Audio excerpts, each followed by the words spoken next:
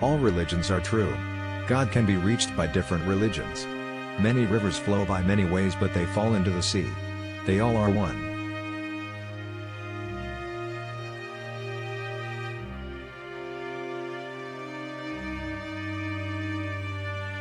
The tree laden with fruits always bends low. If you wish to be great, be lowly and meek.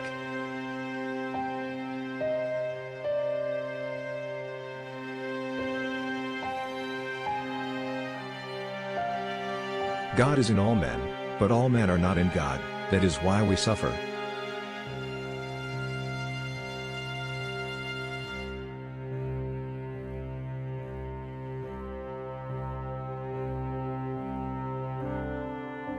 One should not think, my religion alone is the right path and other religions are false. God can be realized by means of all paths.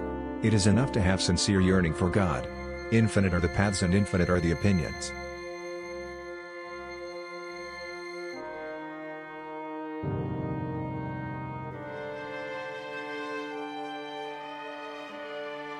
The sun can give heat and light to the whole world, but he cannot do so when the clouds shut out his rays. Similarly, as long as egotism veils the heart, God cannot shine upon it.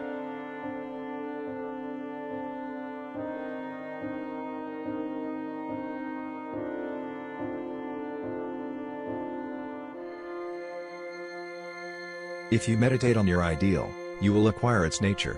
If you think of God day and night, you will acquire the nature of God.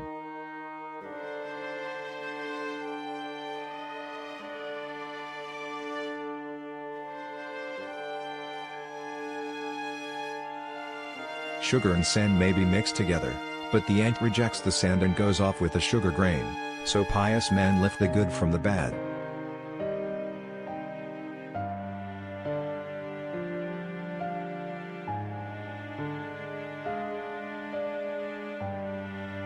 The ego is like the root of a banyan tree. You think you have removed it all, then one fine morning you see a sprout flourishing again.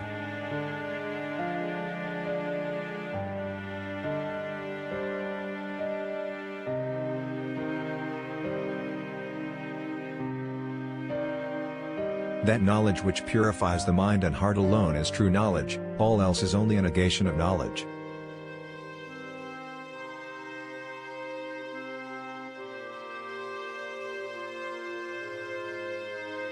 You should love everyone because God dwells in all beings.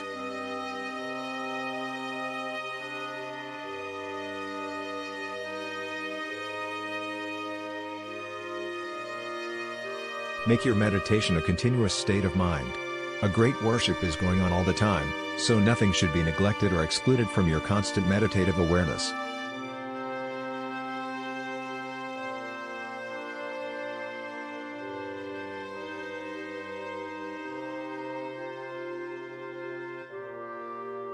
The young bamboo can be easily bent, but the full-grown bamboo breaks when it is bent with force.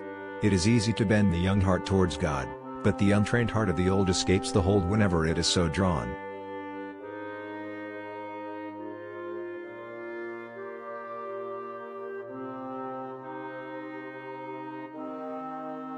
A boat can be in the water, but the water ought not to be in the boat.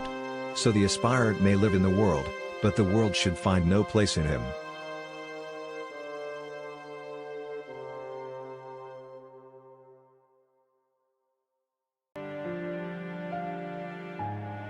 Let not discouragement enter into thy heart. Despair is the greatest enemy of our progress. What a man thinks himself to be, that he in fact becomes.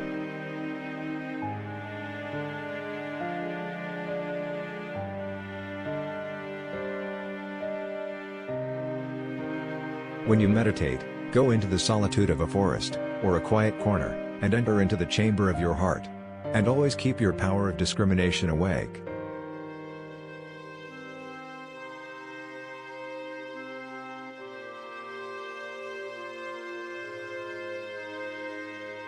Spirituality automatically leads to humility. When a flower develops into a fruit, the petals drop off on its own. When one becomes spiritual, the ego vanishes gradually on its own. A tree laden with fruits always bends low. Humility is a sign of greatness.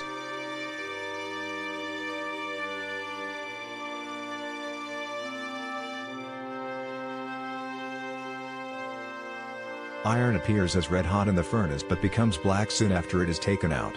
In the same way, worldly men are full of religious emotion if they are in a temple or in the society of the pious, but no sooner do they leave these associations the flood of devotion in them subsides,